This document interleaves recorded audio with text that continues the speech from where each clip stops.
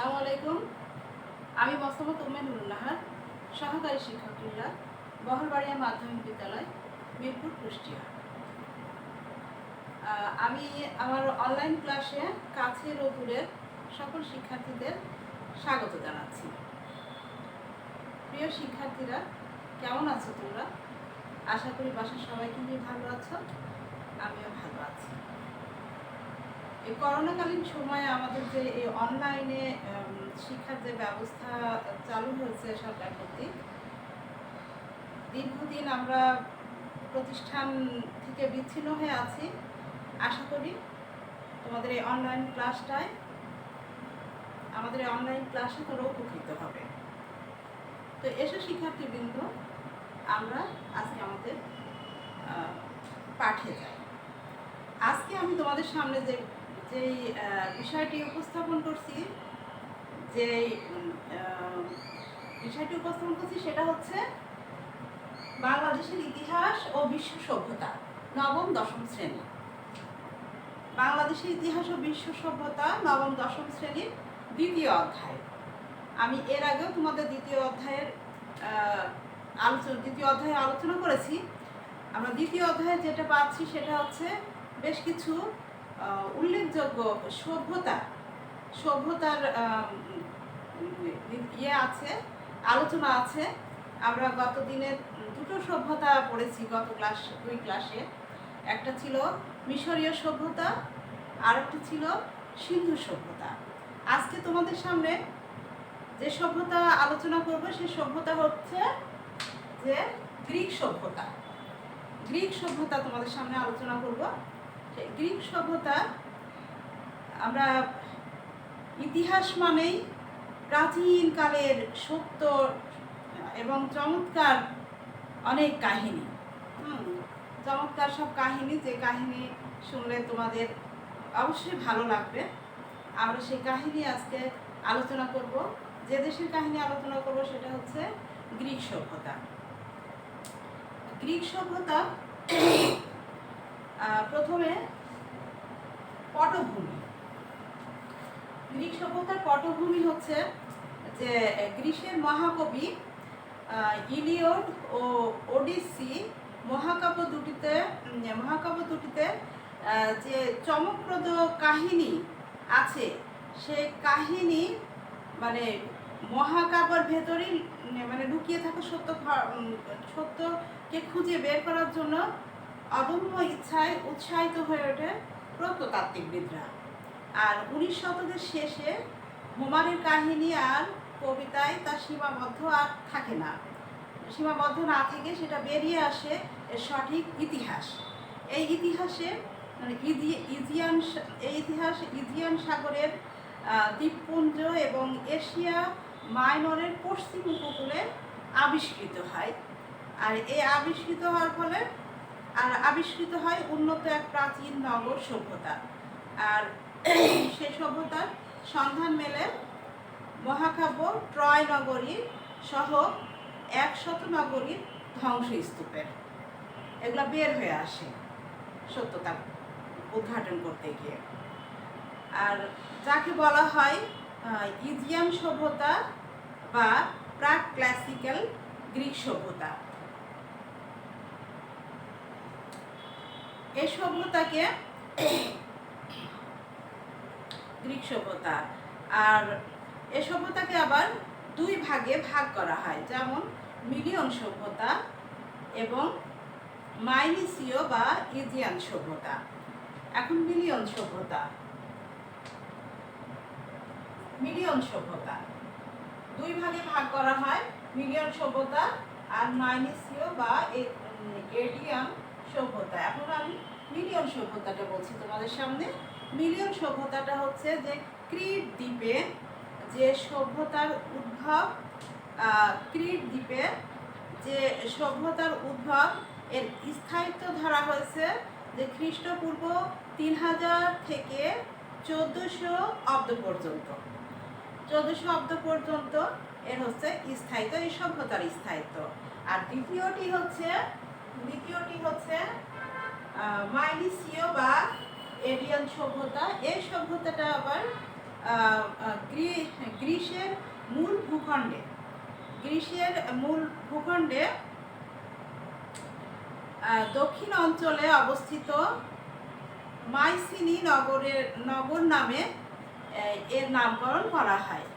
সভ্যতার স্থায়িত্বকাল ছিল খ্রিস্টপূর্ব 1600 অব্দ থেকে খ্রিস্টপূর্ব 1100 অব্দ পর্যন্ত।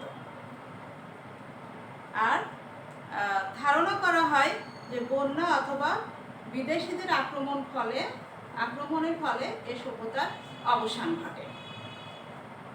এবার আসছে ভৌগোলিক অবস্থান ও সময়কাল। শিক্ষার্থী বন্ধুরা খেয়াল করো, এখন আমরা গ্রিক সভ্যতার শিক্ষার্থীবৃন্দরা খেয়াল করো, গ্রিক সভ্যতার এখন যেটা আমরা আলোচনা করব যে ভৌগোলিক অবস্থান ও সময়কাল। ভৌগোলিক অবস্থান ও সময়কালে যেটা আমরা পাচ্ছি সেটা হচ্ছে গ্রিক দেশটি আড্রিয়াটিক সাগর, ভূমধ্য সাগর ও ইথিয়ান সাগর দ্বারা পরিবেষ্টিত। আর গ্রিক সভ্যতার সঙ্গে দুটি সংস্কৃতি জড়িত। সে সংস্কৃতির ভিতরে একটি হচ্ছে হেলেনিক সংস্কৃতি আর আরেকটি হচ্ছে হেলেনিস্টিক সংস্কৃতি। আচ্ছা, দুটো সংস্কৃতি আমরা পেলাম। এখন সেটা হচ্ছে গ্রিক উপদ্বীপের প্রধান শহর অ্যাথেন্সকে কেন্দ্র করে গড়ে উঠেছে হেলেনিক সংস্কৃতি। অর্থাৎ হেলেনিক সংস্কৃতি কোথা থেকে গড়ে উঠেছে? যে গ্রিক উপদ্বীপের প্রধান যে শহর এথেন্স, সেই এথেন্সকে কেন্দ্র করে এই সংস্কৃতি গড়ে উঠেছে। আর আরেকটি সংস্কৃতি হচ্ছে গ্রিকের যে বীর ছিল আলেকজান্ডারের নেতৃত্বে মিশরের আলেকজান্দ্রিয়াকে কেন্দ্র করে গ্রিক ও অগ্রিক সংস্কৃতির মিশ্রণে জন্ম হয় নূতন এক সংস্কৃতি। এবার সেটা হচ্ছে ইতিহাস ও সংস্কৃতি হেলেনিস্টিক সংস্কৃতি নামে পরিচিত। তো ইতিহাসের সংস্কৃতি হেলেনিস্টিক সংস্কৃতি নামে পরিচিত। তো গেল আমাদের ভৌগোলিক ও সময়কাল। এবার সামরিক নগর রাষ্ট্র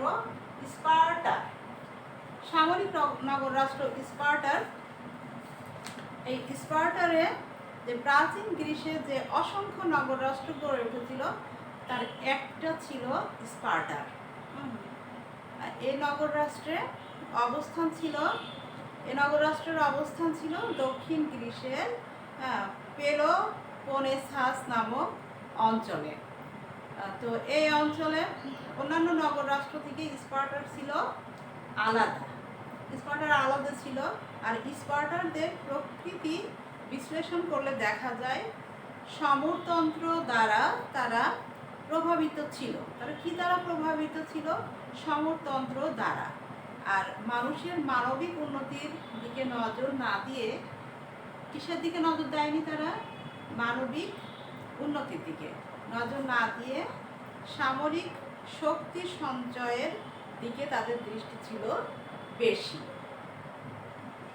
আর খ্রিস্টপূর্ব 800 অব্দে দীর্ঘ যুদ্ধের পর ডোরীয় যোদ্ধারা স্পার্টা দখল করতে সক্ষম হয়েছিল। আর এই পরাজিত স্থানীয় অধিবাসীদের ভূমিদাস বা হেনট বলা হতো। এরা সুযোগ পেলেই বিদ্রোহ করত। আর পরাজিত অধিবাসী যারা ভূমিদাস হতে বাধ্য হয়েছিল তাদের সংখ্যা ছিল অনেক বেশি। আর ফলে ক্ষমতা টিকিয়ে রাখা আর বিদ্রোহ দমন ছাড়া স্পার্টার রাজাদের মাথায় আর কোনো চিন্তা ছিল না। তো এবার আমরা আসছি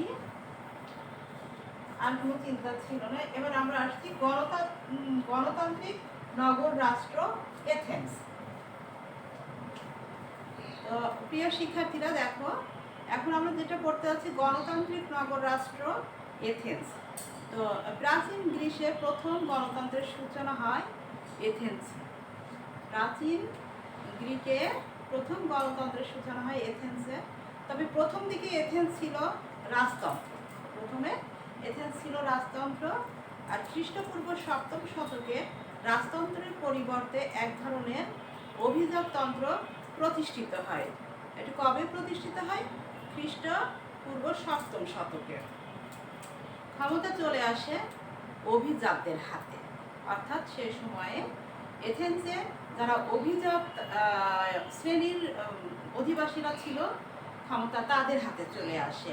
আর দেশের শাসনের নামে তারা শুধু নিজেদের স্বার্থই দেখত। এই অভিজাত অধিবাসীদের হাতে ক্ষমতা আসলে তারা শাসনের নামে শুধু নিজের স্বার্থটাকে বড় করে দেখতে থাকে, আর এর ফলে সাধারণ মানুষের মনে ক্ষোভের সৃষ্টি হয়। হ্যাঁ, যদিও তাদের পক্ষে ক্ষমতা দখল করা সম্ভব হয়নি, কিন্তু তাদের নামে কিছু লোক ক্ষমতা হাতে নিয়ে নেয়। তাদের বলা হতো টাইরান্ট। হ্যাঁ, কিছু লোক ক্ষমতায় নিয়ে নেয়, এখন তাদেরকে বলা হতো টাইরান্ট।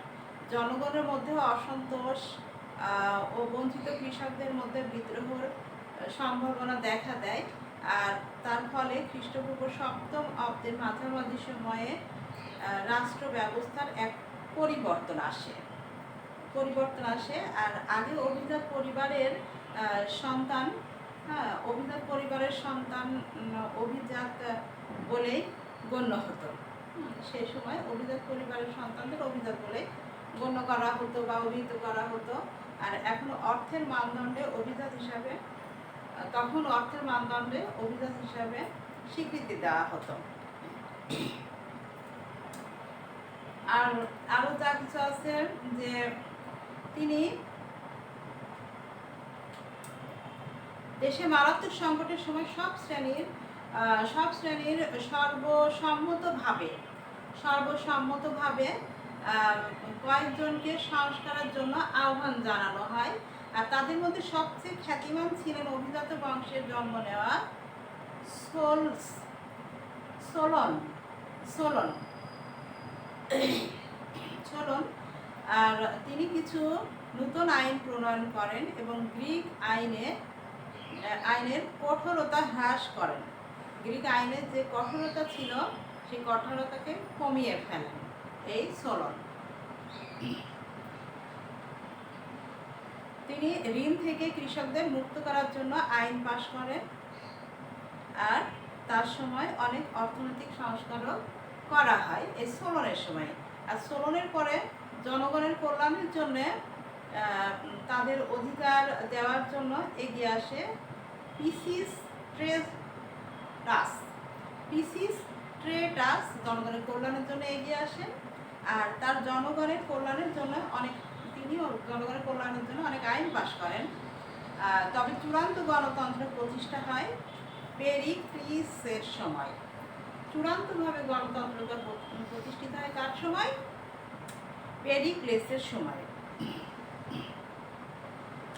তার সময়ে গ্রিক সভ্যতাকে স্বর্ণযুগ বলা হতো।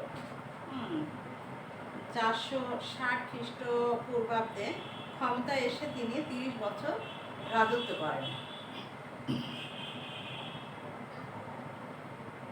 তিনি এ সময় প্রশাসন, আইন, বিচার বিভাগে নাগরিকদের অবাধ অংশগ্রহণের অধিকার প্রতিষ্ঠা করেন, আর নাগরিকদের মধ্যে থেকে নিযুক্ত জুরি বিচারের দায়িত্ব পালন করত নাগরিকরা। পেরিক্লিয়াসের যুগে এথেন্স সর্বক্ষেত্রে উন্নতির শিখরে আরোহণ করে, আর 430 খ্রিস্টাব্দে এথেন্সে ভয়াবহ মহামারীতে 1/4 লোক মৃত্যুবরণ করে। তাহলে একটু কত খ্রিস্টাব্দে? 430 খ্রিস্টাব্দে এথেন্সে ভয়াবহ মহামারীতে মানুষের মৃত্যুবরণ করে 1/4। তো এবার আমরা আসবো যে সভ্যতায় গ্রীসের অবদান। সভ্যতায় গ্রীসের অবদানটা কেমন ছিল বা কি ছিল? ভৌগোলিক কারণে গ্রীস নগর রাষ্ট্রগুলো একে অপর থেকে বিচ্ছিন্ন হয়ে থাকলেও তাদের সংস্কৃতি ছিল অভিন্ন। এখন ভৌগোলিক কারণে গ্রিসের সাথে অন্যান্য নগরীর একে অপরের সাথে বিচ্ছিন্ন থাকলেও তাদের সংস্কৃতি একই রকম ছিল। আর রাজনৈতিক অনেক অনৈক্য থাকা সত্ত্বেও তারা একই সাংস্কৃতিক ও ঐতিহ্যের উত্তরাধিকারী বলে মনে করতেন। তাদের ভাষা, ধর্ম, সাহিত্য, খেলাধুলা সব কিছুই এক সাংস্কৃতিক বন্ধনে আবদ্ধ করে রেখেছিল। এই সংস্কৃতির বিভিন্ন ক্ষেত্রে মূল অবদান ছিল এথেন্স। আর এই সংস্কৃতির নাম হচ্ছে হেলেনীয় সংস্কৃতি। তাহলে আমরা দেখলাম যে এথেন্সের অনেক অবদান, এই সভ্যতা গ্রিসের অবদানের ভিতরে এথেন্সের অবদান অনেক বেশি, মানুষকে ঐক্যবদ্ধ করে রেখেছিল সাংস্কৃতিকভাবে। এবার আমরা যেটা দেখছি সেটা হচ্ছে সভ্যতার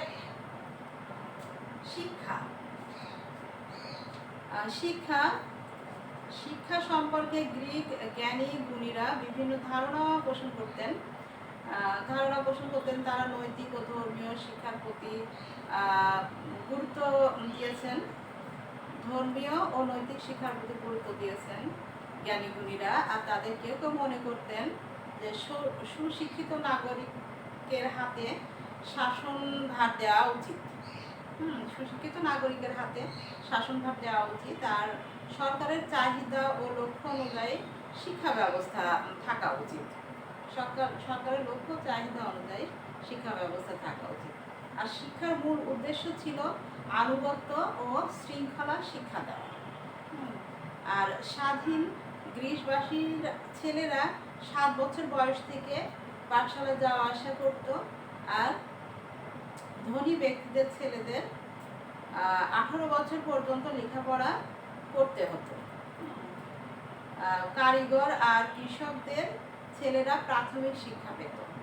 তাহলে এখানে শিক্ষার ক্ষেত্রেও একটু ধনী দরিদ্রের বৈষম্য ছিল, সেটা আমরা দেখতে পাচ্ছি। আর দাসদের সন্তানদের জন্য বিদ্যালয়ে যাওয়া নিষিদ্ধ ছিল। মেয়েরাও কোনো প্রতিষ্ঠানে যেয়ে লেখাপড়া করতে পারত না।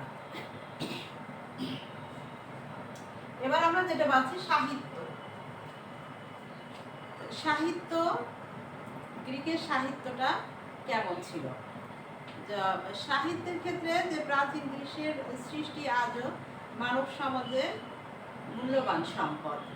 আর হোমারের ইলিয়াস ও ওডিসি মহাকাব্য তার অপূর্ব নিদর্শন। আর আমরা এর আগেও পেলাম যে হোমারের ইলিয়াড ও ওডিসি মহাকাব্য, এ দুটো বেশ মহাকাব্য, এর ভিতরে অনেক কিছু লুকিয়ে আছে যেটা মানুষ সত্যতা বের করার জন্য উদ্বুদ্ধ হয়েছে। আর সাহিত্য ক্ষেত্রে চূড়ান্ত বিকাশ ঘটেছিল নাটক রচনায়। তাহলে গ্রিক সভ্যতায় সাহিত্যের একটা চূড়ান্ত বিকাশ ঘটেছিল নাটক রচনায়। বিয়োগাত্মক নাটক রচনায় গ্রিকরা বিশেষ পারদর্শী ছিলেন। বিয়োগাত্মক নাটক রচনায় অর্থাৎ কাহিনীর শেষে কেউ মারা যাবে বা দুঃখিত কোনো সমাপ্তি, এটা হচ্ছে বিয়োগাত্মক। স্কাইলাসকে এই ধরনের নাটকের জনক বলা হয়। মানে দুঃখ বিয়োগাত্মক নাটক লিখতেন স্কাইলাস। তার রচিত নাটকের নাম প্রমিথিউস বাউন্ড, একটা নাম করা নাটক প্রমিথিউস বাউন্ড। গ্রিসের শ্রেষ্ঠ নাট্যকার ছিলেন সোফোক্লিস। শ্রেষ্ঠ নাট্যকার গ্রিসের সোফোক্লিস। তিনি 100টিরও বেশি নাটক রচনা করেছেন। আর তার বিখ্যাত নাটকের মধ্যে রাজা অইদিপাউস,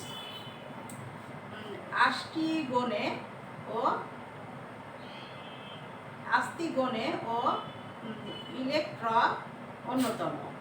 আর একজন বিখ্যাত নাট্যকারের নাম ইউরিপিডিস। ইউরিপিডিস। আর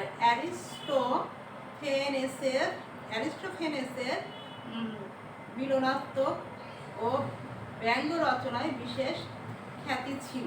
হ্যাঁ, আর ইতিহাস রচনায় গ্রিকরা কর্তৃত্ব দেখিয়েছেন। এবার আসছি আমরা ধর্মে গ্রিকদের 12টি দেবদেবী ছিল। কয়টি দেবদেবী ছিল প্রিয় শিক্ষার্থীরা? 12টি দেবদেবী ছিল। আর বিভিন্ন প্রাকৃতিক শক্তির পূজা ছাড়াও তারা বীর যোদ্ধাদের পূজা করত। জিউস ছিল দেবতার রাজা, জিউস দেবতাদের রাজা ছিল। আর অ্যাপোলো ছিলেন সূর্য দেবতা, পোসিডন ছিলেন সাগরের দেবতা। তাহলে তারা সূর্য দেবতা, সাগরের দেবতা এগুলোকে মানতেন, পুজো করতেন। আর অ্যাথেনরা ছিলেন জ্ঞানের দেবী। অ্যাথেনা ছিলেন জ্ঞানের দেবী।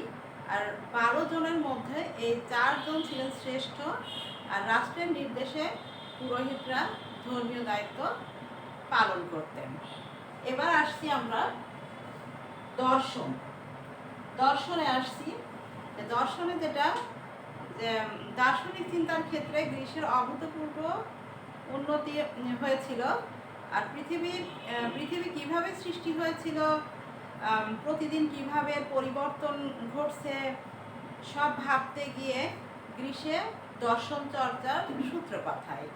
আর থালেস ছিলেন প্রথম বিজ্ঞান দার্শনিক, থালেস। আর তিনি প্রথম সূর্যগ্রহণের প্রাকৃতিক কারণ ব্যাখ্যা করেন।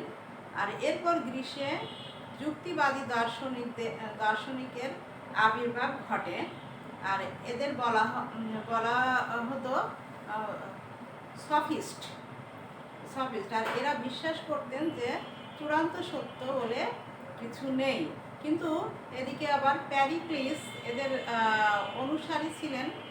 সক্রেটিস ছিলেন এ দার্শনিকদের মধ্যে সবচেয়ে খ্যাতিমান।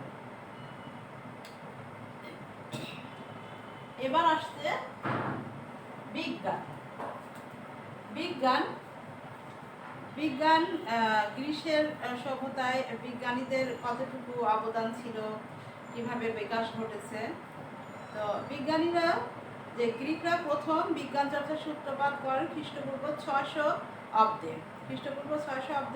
তারা বিজ্ঞানের চর্চার সূত্রপাত ঘটান। পৃথিবীর মানচিত্রের প্রথম অঙ্কন করে গ্রিক বিজ্ঞানীরা। পৃথিবীর মানচিত্র প্রথমে তারা অঙ্কন করে এই গ্রিক বিজ্ঞানীরা। আর তারাই প্রথম প্রমাণ করেন যে পৃথিবী একটি গ্রহ এবং তা নিজ কক্ষে আবর্তিত হয়। গ্রিক জ্যোতির্বিদরা সূর্য ও চন্দ্রগ্রহণের কারণ নির্ণয় করতে সক্ষম হয়। চাঁদের নিজস্ব কোনো আলো নেই। বজ্র ও বিদ্যুৎ জিউসের ক্রোধের কারণে নয়, প্রাকৃতিক কারণে ঘটে। একসময় কুসংস্কার ছিল যে এই যে আকাশে বিদ্যুৎ চমকায়, বজ্রপাত পড়ে, সেগুলা জিউসকে যেহেতু দেবতা মানত মনে করতো যে সে রেগে এগুলা করে, কিন্তু তা না, এটা একটা প্রাকৃতিক ঘটনা প্রমাণ করেন। আর এই সত্য তারাই প্রথম আবিষ্কার করেন। জ্যামিতির পণ্ডিত ইউক্লিড পদার্থবিদ্যারও পারদর্শী ছিলেন। এবার আমরা আসছি স্থাপত্য ভাস্কর্য। আমরা যেটা দেখতে পাচ্ছি সেটা হচ্ছে গ্রিক শিল্পের, বিশেষ করে স্থাপত্য ভাস্কর্যে বিশেষ উন্নতি হয়েছিল। গ্রিক চিত্রশিল্পের নিদর্শন মৃৎপাত্রে আঁকা চিত্রের মধ্যে দেখা যায়। মৃৎপাত্র মানে মাটির পাত্র, আর মাটির পাত্রতে গ্রিক চিত্র শিল্পের নিদর্শন পাওয়া যায়। আর স্থাপত্যের সুন্দর সুন্দর নিদর্শন গ্রিসের বিভিন্ন স্থানে ছড়িয়ে ছিটিয়ে আছে। আর বড় বড় স্তম্ভের উপর তারা প্রাসাদ তৈরি করত। আর প্রাসাদের স্তম্ভগুলো থাকতো অপূর্ব কারুকাজ খচিত। তো প্রিয় শিক্ষার্থীরা, আমরা আজকে আলোচনা করলাম গ্রিক সভ্যতার নানান দিক নিয়ে। আমরা ভৌগোলিক অবস্থান, ভৌগোলিক সভ্যতাকে দুই ভাগে ভাগ করা হয়েছে, ভৌগোলিক অবস্থান, সময়কাল, সামরিক নগররাষ্ট্র স্পার্টার, গণতান্ত্রিক রাষ্ট্র এথেন্স, সভ্যতা গ্রীসের অবদান, শিক্ষা, সাহিত্য, ধর্ম, দর্শন, বিজ্ঞান, স্থাপত্য, ভাস্কর্য আমরা আলোচনা করলাম। আশা করি তোমাদের সবার ভালো লেগেছে, আমি বোঝাতে পেরেছি আশা করি।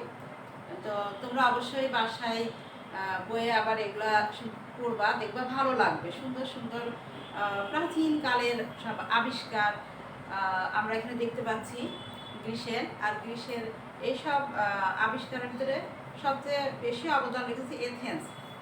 তো যাই হোক, আজকে আমাদের আলোচনা খেলাধুলাতেও গ্রীসের অনেক অবদান আছে। তো আজকে আমরা এখানে ক্লাস শেষ করছি। আগামীতে তোমাদের সামনে আবার একটা বিষয় নিয়ে উপস্থিত হব। তো করোনাকালীন সময়ে তোমরা সবাই বাসাতে নিরাপদভাবে অবস্থান করো। প্রয়োজনে বাইরে গেলে অবশ্যই মাস্ক ব্যবহার করবে, ঘন ঘন সাবান দিয়ে হাত ধোবে। তোমরা সবাই ভালো থাকো, পরিবারকে নিয়ে সুস্থ থাকো, সুন্দর থাকো। তোমাদের সাথে এক সময় না এক সময় দেখা হবে ইনশাল্লাহ, আশা করি। সবার সুস্থতা কামনা করে আমি আমার ক্লাস আজকে এখানে শেষ করছি। ধন্যবাদ সবাইকে।